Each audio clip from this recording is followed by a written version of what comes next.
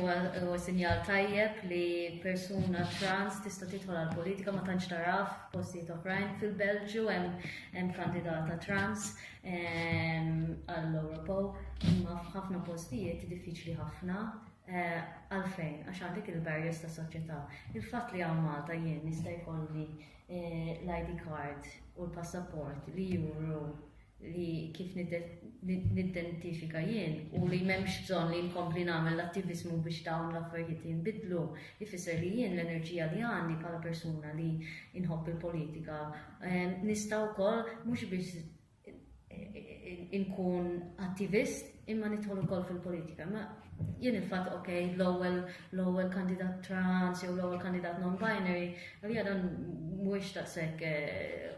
milestone ħafna nies għal ċertu nies jaraw bħala milestone. Huwa importanti li n-nies li naraw fil-public eye mhux biss kandidati jew politiċi imma anki ġurnalisti, anki nies fuq television, fuq radio, għalliema nies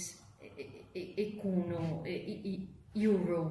id-diversità li għandna u Malta, dan huwa tajjeb għax jien meta kbirt qatt ma rajt persuna trans pereżempju li kien politiku jew li kienet għalliema jew dan huwa tajjeb imma mbagħad trid tara x'inhu l-valuri tal-persuna jiena lija u importanti li jiena trans u se nkompli niġġieled għad-drittijiet umani u drittijiet LGBTQI, anke għan-nies LGBTQI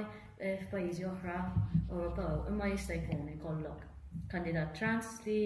għalih mhux importanti dawn l-affarijiet ta' fin. So iva naħseb tajjeb u jidher li għamilna anki passijiet kbar bħala soċjetà li jista' jkollna kandidat trans, kandidati wkoll gay, openly out l-ewwel darba li tara din id-diversità fil-kampanja, imma mhux kollox li tkun gay u mhux kollox li tkun trans, il-politika tiegħek x'inhi. Jien naħseb li s-suċċess meta ngħidu s-suċċess ekonomiku huwa żball li inħarsu biss il-GDP ta' pajjiż jew GDP tal-Ewropa. Meta ngħidu suċċess ekonomiku hemm bżonn li nirkonoxxu li l-ekonomija tkun b'saħħitha jekk anki s-soċjetà tkun b'saħħitha li n-nies ikollhom xogħol, li n-nies m'hemmx bżonn li jagħmlu aktar minn xogħol wieħed biex ikollhom l-ikel li n-nies m'hemmx bżonn li jridu jażlu bejn ikollhom il-heating id-dar jew jieklu. Hemm ħafna nies li dawn huma l-isfidi li għandhom u hemm pajjiżi bħal Malta fejn tgħid bħala fuq livell normattiva meta ngħidu l-ekonomija sejrin tajjeb. Imma kif jista' jkun ngħidu li sejrin tajjeb meta mbagħad tara kemm hawn nies li għalihom il-minimum wage, il-paga minima, mhijiex biżżejjed. Jiena li l-abort ma tidħolx il-politika Ewropea. Imma l-fatt li kienu ħarġu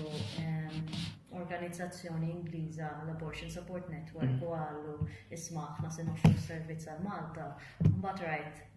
silenzju, ma kienx hemm ħadd li reaġixxi għal dan l-aħbar li organizzazzjoni Ingliża se toffri s-servizzi tagħha għan-nies Maltin li forsi għandhom xi mistoqsijiet dwar l-abort. U għalhekk ħassejt il-ħtieġa li nitkellem għax jien niddejja ngħid aħna l-politiċi wkoll biex imexxu d-diskors u jekk qed jiġri xi ħaġa fil-pajjiż hemm bżonn mhux li ninjorawha għax tkun ta' vantaġġ għalija li ninjoraw sitwazzjonijiet li qed jiġru, imma li nitkellmu dwarhom u jekk u kien hemm nies li qalu li imma mhux ix-xogħol tal-politiku li jimmexxi d-diskors jew d-dibattitu u jien ngħid imma d-dibattitu qed isir.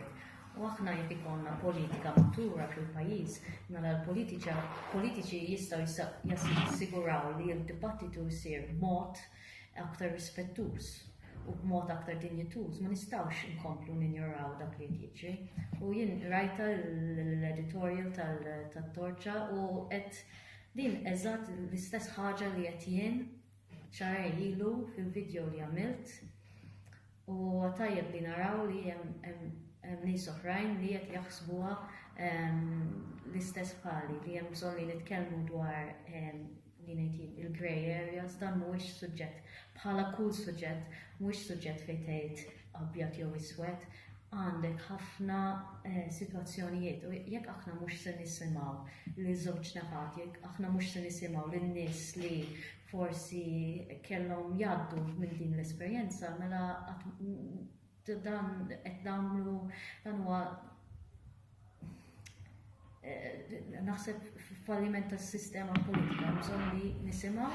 u mbagħad minn dak u minn jekk jisiru studji u riċerka minn hemm toħroġ il-politika fis-sens ta' policy, politika soċjali dwar dan is-suġġett.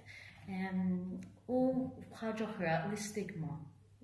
L-istigma u tabu u n-nies jgħidu m'hemmx tabu għax hemm ħafna nies issa jitkellmu dwarha, imma li jien studjajt il-communications, jien studjajt kif u ħdimt ħafna fuq campaigns diversi. Tara kif twassal il-messaġġ u x'inhuma l-kliem li tuża. U tara li ħafna nies li jitkellmu kontra l-abort qed jitkellmu mod fejn tpoġġi ħafna stigma fuq persuna, fuq mara. Jgħidu anki affarijiet bħala mela jekk ma tridx tkun pregnant, just żomm keep your legs shut. Dan mhux mod kif titkellem man-nies, dan mhux u hawnhekk jidħol ukoll jerġa' sexual health, sexual education. Hemm bżonn li nibdew Malta nitkellmu aktar apert fuq anki just in ġenerali is-sess.